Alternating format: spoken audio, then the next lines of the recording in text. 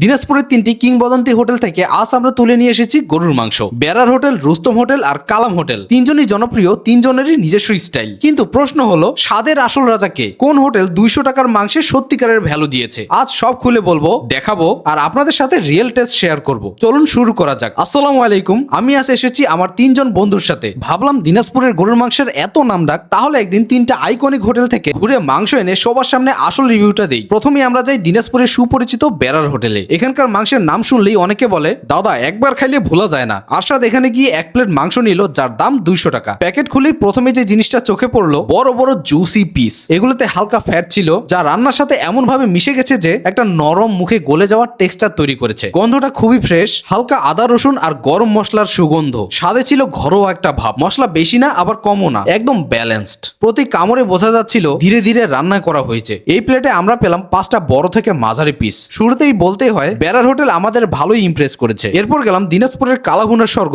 রুস্তম হোটেলে। এদের full plate 360 টাকা আর হাফ প্লেট 180 টাকা। এটার দায়িত্বে ছিল বন্ধু লিয়াবুর। কিন্তু এখানে একটা ছোট ঘটনা ঘটলো। মাংস কিনে বাইরে আসতেই দোকানদার বলল, ভাই আপনাদেরটা ভুলে অন্যটা দিয়ে ফেলেছি। তারপর আবার প্যাকেট বদলে সঠিকটা দিল। ভাবলাম দেখা যাক 180 টাকায় এই মাংসে আসলে কি আছে। প্যাকেট খুলতেই একদম কালাভুনার কড়া ঘন তীব্র মশলার ঘ্রাণ বের হলো। এক কথায় লালা ঝরানোর মতো সুবাস। এখানে মাংসের পিসগুলো ছোট, কিন্তু সংখ্যা ছিল 9 থেকে 10টি। প্রতিটি পিস হলো শুকনা ভুনা স্টাইল। মশলা চারদিকে ঠিক মতো মাখানো। তেল মশলার রং দেখে বোঝা যায় হাই হিটে রান্না করা হয়েছে। স্বাদে ছিল স্মোকি ভাব। যারা কড়া রান্না কালাভুনা স্টাইলে গরুর মাংস পছন্দ করেন, তাদের জন্য রুস্তম হোটেল হবে পারফেক্ট জায়গা। আমাদের কাছেও সত্যি ভালো লেগেছে। একটা আলাদা ক্যারেক্টার আছে এদের রান্নায়। শেষ গন্তব্য ছিল দিনাজপুর বাস টার্মিনালের ভিতরে বিখ্যাত কালাম হোটেল। যদিও দোকানটা একটু ভিতরে, কিন্তু ভিড় দেখে মনে হলো এদের মাংসের প্রতি মানুষের আস্থা অনেক। এই মাংসটা আমি নিয়ে এলাম 200 টাকা প্লেট। আর বারান্দায় দাঁড়িয়ে অনুভব করলাম এটা গরম ধোয়া ওঠা মাংস। প্যাকেট খুলতেই দেখি হাড্ডি সহ 8 থেকে 9 পিস। সাইজ মাঝারি, খুব ছোট না আবার বড়ও না, একদম কমফোর্টেবল সাইজ।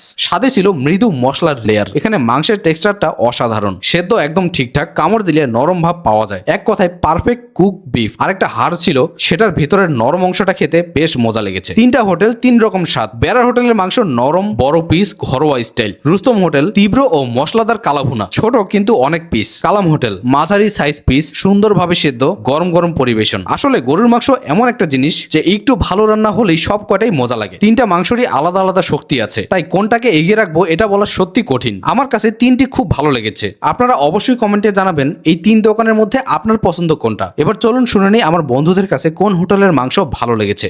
আমার কাছে রুস্তম হোটেলেরটাই বেশি ভালো লাগছে, কারণ কড়া ভাজাটা একটু আমার বেশি ভালো লাগে, এই জন্য এটা ভালো মনে হয়েছে। এরপরে যেটা ভালো লাগছে সেটা হলো কালাম হোটেল। আসলে কি মানে এই গরু গোস্তের ক্ষেত্রে এক একজনকার টেস্ট এক এক রকম, বাট আমার কাছে আর কি আমার টেস্ট অনুযায়ী আমাকে বেড়ার হোটেলটাই সবচেয়ে বেশি ভালো লাগছে। এরপরে কালাম হোটেল, বলা যায় কালাম হোটেলই ভালো। সবগুলাই খাইছি, টেস্ট করছি, সবগুলাই ভালো লাগছে। তবে আমি কালাম হোটেলের মাংসটাকে একটু আগে রাখবো, মানে একটু আগে রাখবো। মানে সবই ভালো আছে, তবে ওই হোটেলের মাংসটা আমাকে একটু বেশি হয়ে গেছে। আমার সব থেকে বেশি ভালো লাগছে বেড়ার হোটেলেরটা। বেড়ার হোটেলের মাংস মানে অনেক টেস্ট লাগছে আমাকে।